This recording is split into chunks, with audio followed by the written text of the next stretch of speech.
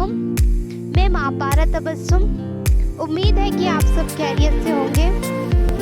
आज का हमारा टॉपिक रहेगा रिप्रोडक्शन इन पैरामीशियम, यानी कि मेन फोकस हमारा रहने वाला है पैरामीशियम की लाइफ साइकिल पे। तो सबसे पहले आपको ये मालूम होना चाहिए कि रिप्रोडक्शन क्या है। री का मतलब होता है दोबारा, प्रोडक्शन का मतलब होता है फॉर्मेशन, यानी कि एक ऑर्गेनिज्म से दूसरे ऑर्गेनिज्म का फॉर्मेशन, दूसरे अपने जैसे ही ऑर्गेनिज्म का फॉर्मेशन ही रिप्रोडक्शन कहलाता है।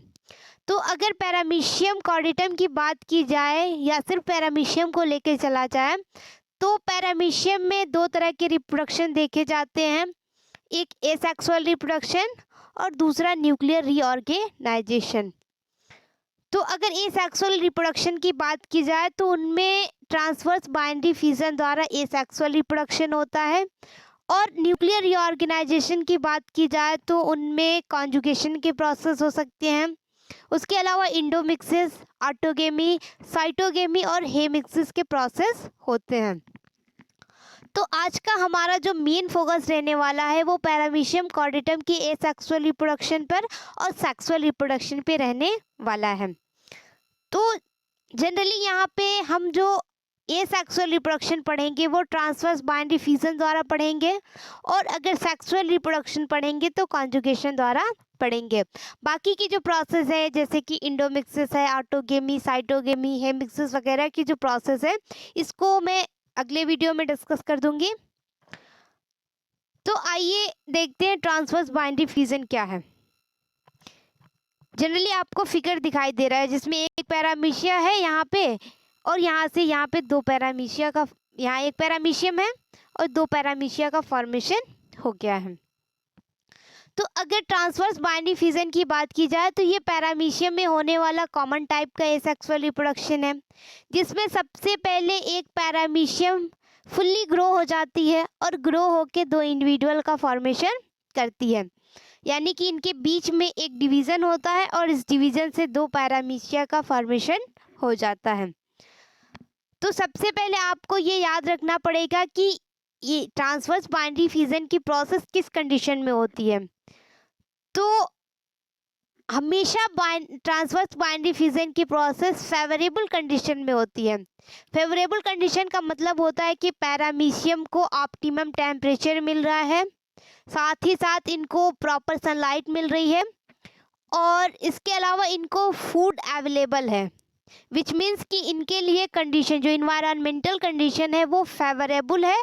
तो अगर इन्वायरमेंटल कंडीशन फेवरेबल है तो ऐसे केस में पैरामीशियम में ट्रांसवर्स बाइनरी फ्यूजन की प्रोसेस होती है, एसेक्सुअल रिप्रोडक्शन की प्रोसेस होती है।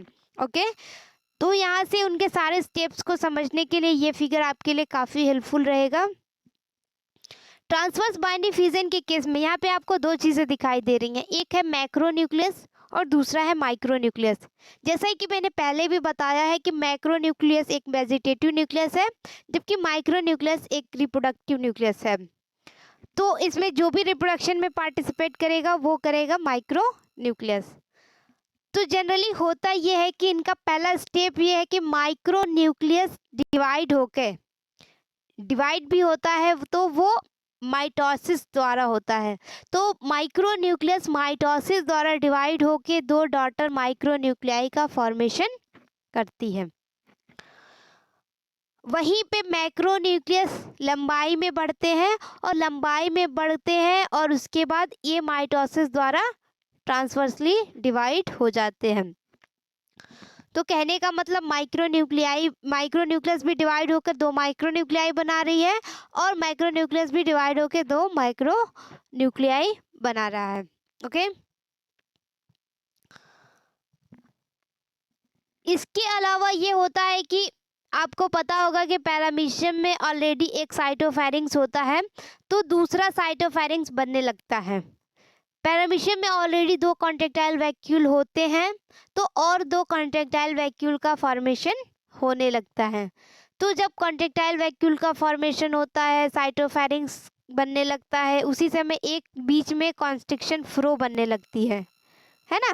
तो ये कॉन्स्ट्रिक्शन फ्लो से ही इनके साइटोप्लाज्म कम्प्लीटली डिवाइड हो जाते हैं, और जब साइटोप्लाज्म डिवाइड हो जाएगा तो ये दो डॉटर पैरामीशिया का फॉर्मेशन हो जाएगा, विच मीन्स कि दो इक्वल साइज की पैरामीशिया बन गई है, जिसमें सारे सेल ऑर्गेनेल्स है। जैसे कि सेल ऑर्गेनेल्स में माइक्रोन्यूक्लियाई दो डिवाइड हुई है तो एक इसमें चली जाएगी, एक इसमें आ जाएगी। मैक्रोन्यूक्लियस दो पार्ट्स में डिवाइड हुआ है तो एक इसमें रहेगा और एक इसमें रहेगा। ओके, इसमें आगे वाले को जो ये वाला पोर्शन है, जैसे दो डिवाइड हुए हैं ना, तो यहाँ पे अगले वाले को प्रोटर कहा जाता है और पीछे वाले को ऑपिस्ट कहा जाता है।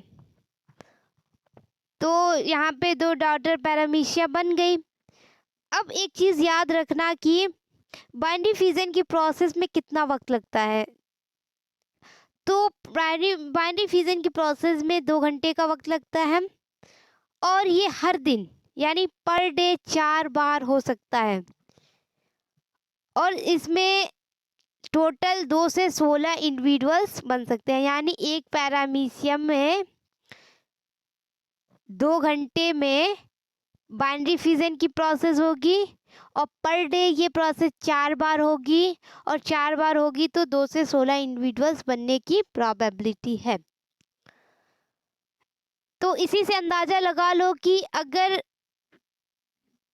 एक पैरामीशियम है तो उससे 1 साल में लगभग 600 जनरेशन्स का फॉर्मेशन हो जाएगा। और जो इनकी रेट ऑफ मल्टीप्लिकेशन है वो डिपेंड करती है एक्सटर्नल कंडीशन पर। एक्सटर्नल कंडीशन में अगर फूड है, टेम्परेचर है, एज ऑफ कल्चर है, पॉपुलेशन डेंसिटी है, तो ऐसे केस में इनमें ट्रांसवर्स बाइनरी फ्यूजन बहुत अच्छा होगा, क्योंकि ये कंडीशन को फेवर करती है, फेवरेबल बनाती है। तो ओवरऑल यही प्रोसेस है। बाइनरी फ्यूजन की प्रोसेस हमेशा फेवरेबल कंडीशन में होती है, जिसमें माइक्रोन्यूक्लियाई डिवाइड होके एक माइक्रोन्यूक्लियस डिवाइड होकर 2 माइक्रोन्यूक्लियाई बनाएगी, और एक मैक्रोन्यूक्लियस डिवाइड होकर 2 माइक्रोन्यूक्लियस बनाएगा। उसी समय एक नया साइटोफेरिंक्स बन जाएगा और 2 नए कॉन्ट्रैक्टाइल वैक्यूल बन जाएंगे, और बीच से साइटोप्लाज्म पूरी तरह से डिवाइड हो जाएगा, और डिवाइड होकर 2 पैरामीशिया का फॉर्मेशन करेगा, जिसमें आगे वाले को प्रोटर कहा जाता है और पीछे वाले को ऑपिस्ट कहा जाता है। ओके, अब हमारा नेक्स्ट प्रोसेस है सेक्सुअल रिप्रोडक्शन का। तो इनमें जो भी सेक्सुअल रिप्रोडक्शन होता है वो कॉन्जुगेशन प्रोसेस द्वारा होता है। तो कॉन्जुगेशन का मतलब ये है कि 2 इंडिविजुअल्स का टेम्पररी यूनियन का मतलब ये हुआ कि 2 इंडिविजुअल्स कुछ वक्त के लिए एक दूसरे के करीब आते हैं, और वहीं पर इनके न्यूक्लियर मटेरियल एक्सचेंज हो जाते हैं, और जैसे ही न्यूक्लियर मटेरियल एक्सचेंज होते हैं ये फिर से अपने से अलग हो जाते हैं, और अलग होके फिर से इनमें रिप्रोडक्शन की प्रोसेस के बाकी स्टेप्स होते हैं।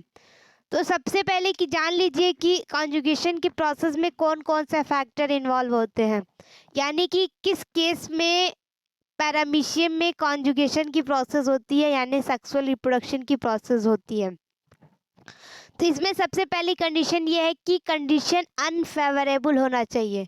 अगर इन्वायरमेंटल कंडीशन अनफेवरेबल है, यानी इनके फेवर में नहीं है, इनको ना तो फूड मिल रही है, ना ही इनको ऑप्टिमम टेम्परेचर मिल रहा है, ना ही प्रॉपर सनलाइट मिल रही है, ऐसे केस में इनमें कॉन्जुगेशन की प्रोसेस होती है। तो पहला पॉइंट याद रखिएगा कि हमेशा कॉन्जुगेशन की प्रोसेस अनफेवरेबल कंडीशन में होती है, जिसमें बहुत ज़्यादा फूड की कमी हो जाती है, ये बैक्टीरिया को खाने लगते हैं या फिर कुछ दूसरे केमिकल्स को खाने लगते हैं। ऐसे केस में पैरामीशियम में कॉन्जुगेशन की प्रोसेस होने लगती है। दूसरा ये है कि ये देखा गया है कि पैरामीशियम में एसेक्सुअल रिप्रोडक्शन की 300 जनरेशन अगर पास कर जाती है तो उसके बाद कॉन्जुगेशन की प्रोसेस होती है। नेक्स्ट ये देखा गया है कि अगर पैरामीशियम के फिजियोलॉजिकल कंडीशन में कोई चेंजेस आ रहे हैं, जैसे कि पैरामीशियम की साइज़ बहुत छोटी हो जाती है, 210 माइक्रोन की हो जाती है, तब ऐसे केस में इनमें कॉन्जुगेशन की प्रोसेस हो जाती है। या फिर ये देखा जाता है कि पैरामीशियम बहुत ज़्यादा ओल्ड एज के हो गए हैं, अनहेल्दी हैं, तब ऐसे केस में कॉन्जुगेशन की प्रोसेस देखी गई है। या फिर कभी-कभी ये देखा जाता है कि अचानक टेम्परेचर लो हो जाता है या फिर अचानक रोशनी से अंधेरा हो जाता है, यानी कि सनलाइट से डार्कनेस हो जाती है। लाइट कंडीशन से सडन डार्कनेस का होना, ये सब कंजुगेशन के प्रोसेस को इंड्यूस करता है। तो विच मीन्स कि ये सारे कंडीशन है जिसकी वजह से कॉन्जुगेशन होता है। सबसे पहला कंडीशन अनफेवरेबल कंडीशन, दूसरा है कि 300 जनरेशन पास करने के बाद बाइनरी फिजन के, और तीसरा कंडीशन ये है कि इनकी बॉडी में कोई चेंजेस आ रहे हैं, जैसे कि बहुत साइज में छोटे हो जा रहे हैं या फिर बहुत पुराने हो जा रहे हैं या फिर बहुत अनहेल्दी हैं, ऐसे केस में कॉन्जुगेशन होता है। या फिर अचानक लाइट कंडीशन से डार्क कंडीशन आ जाती है, ऐसे केस में कॉन्जुगेशन की प्रोसेस होती है।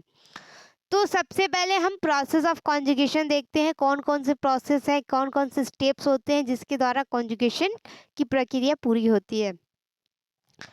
अगर मैं कॉन्जुगेशन की बात करूं पैरामीशियम कॉर्डेटम के केस में, तो इसमें जो भी कॉन्जुगेशन होगा दो पैरामीशिया के बीच होगा, क्योंकि ये सेक्सुअल रिप्रोडक्शन है और सेक्सुअल रिप्रोडक्शन हमेशा दो पेरेंट के बीच में होता है। तो इसमें इन दोनों पेरेंट को प्री कॉन्जुगेंट्स कह सकते हैं, यानी कि यहाँ पे दो पेरेंट हैं, इनको प्री कॉन्जुगेंट्स कहा जा सकता है। तो ये प्री कॉन्जुगेंट्स जो होते हैं वो आपस में आके एक दूसरे से मिलते हैं अपने वेंट्रल सरफेस द्वारा, और उनके ओरल ग्रूव एक दूसरे से जुड़ जाते हैं और इनकी सीलिया कुछ ऐसे सब्सटेंस का फॉर्मेशन करती है जिससे कि इन दोनों की बॉडी एक दूसरे से चिपक जाती है। अब इनमें फीडिंग की प्रोसेस नहीं होगी, जब इनमें कॉन्जुगेशन की प्रोसेस होगी, सेक्सुअल रिप्रोडक्शन की प्रोसेस होगी, तब उस वक्त इनमें फीडिंग की प्रोसेस नहीं होगी।